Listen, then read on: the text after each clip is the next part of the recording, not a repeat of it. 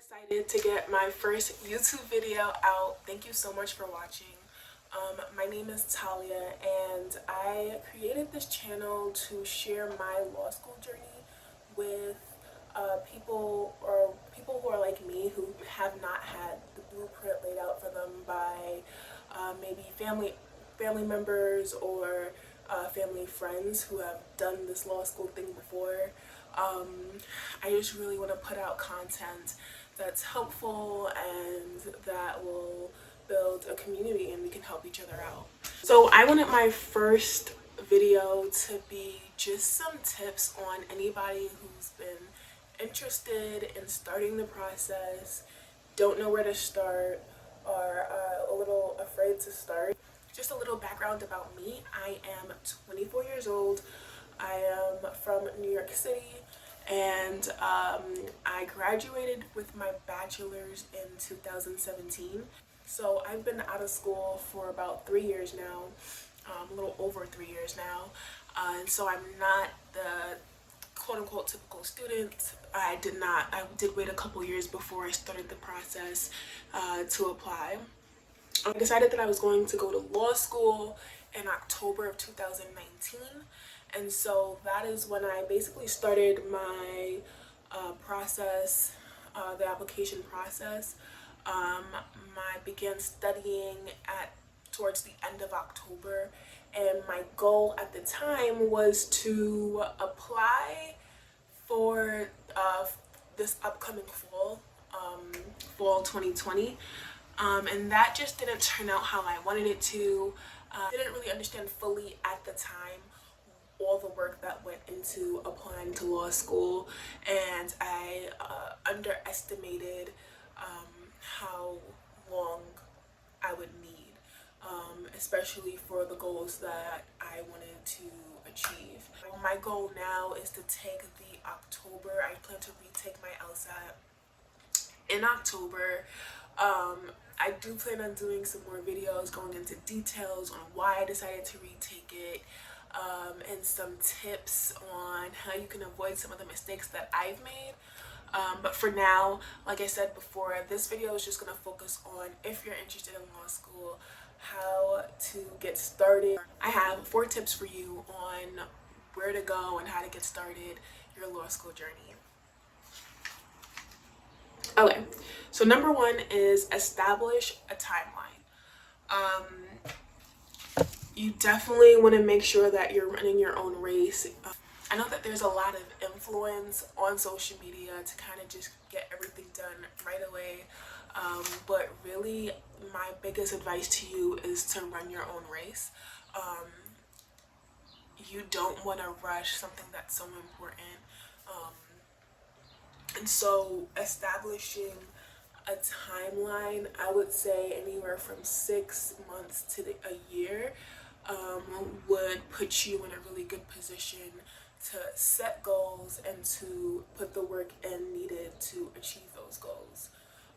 There's a lot that goes into the application process, a lot of moving parts, and again, I plan on doing a lot more videos to equip you guys with all the information you need to know. But you want to make sure that you're giving yourself a proper timeline to get everything you want done and you can achieve all the goals that you set for yourself. So this brings me to my second tip for you, which is to set goals for yourself. If you already have a list of schools that you know that you're looking to go to, or you have your dream school, that's great. If not, start doing the research on what schools would be the right fit for you. And then from there you can start looking into what exactly these schools typically require in terms of LSAT, in terms of GPA. If you already graduated college, there are going to be things that you can't change, such as your GPA, but there's still opportunity to get your goal score for LSAT. Okay, so once you get together your goal schools, your ideal schools, you'll be able to figure out what you need to get into those schools. A good source to get an idea of the scores that you'll need and the GPA that you'll need to get into certain schools is Law School Numbers. I can put the link down below, but I've been using that site since my freshman year of college. It's really helpful to gauge what schools are expecting what. It's not an exact predictor. There is no exact predictor, um, but it'll give you a good idea of what you should be aiming for.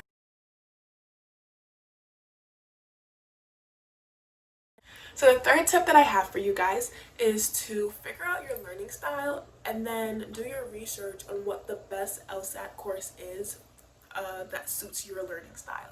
So this is one of the mistakes that I made when I was getting started out. I basically chose a course that was expensive and did not suit my learning style. I realized that I was better in a class setting and ended up just paying way more out of pocket for LSAT prep than I would have if I had done this in the beginning.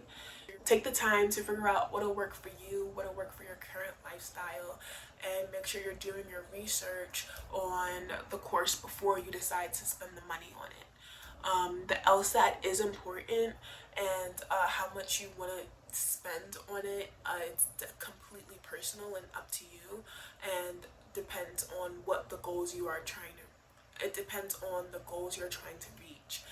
Which brings me to my fourth and final tip is to figure out a budget.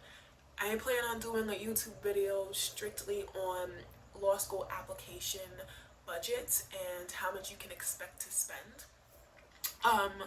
But this is one thing that you'll want to figure out up front is how much you're going to spend between law school applications, between the cost of the exam, how many times you're thinking of taking the exam, and how much how much you're willing to pay on an LSAT course. Again, it's completely personal. It depends on what your personal goal is in terms of the school you want to go to and the score it takes to get into that school. So those are my 4 tips on how to get started on the law school application process. I promise you it is not as daunting as it seems. You really do just have to get started. I am so excited to be making more videos for you guys. I hope that this was helpful and that you stay tuned for more videos. If you have any questions or anything that you'd like to add for anyone else that's starting their process, please put the comments down below.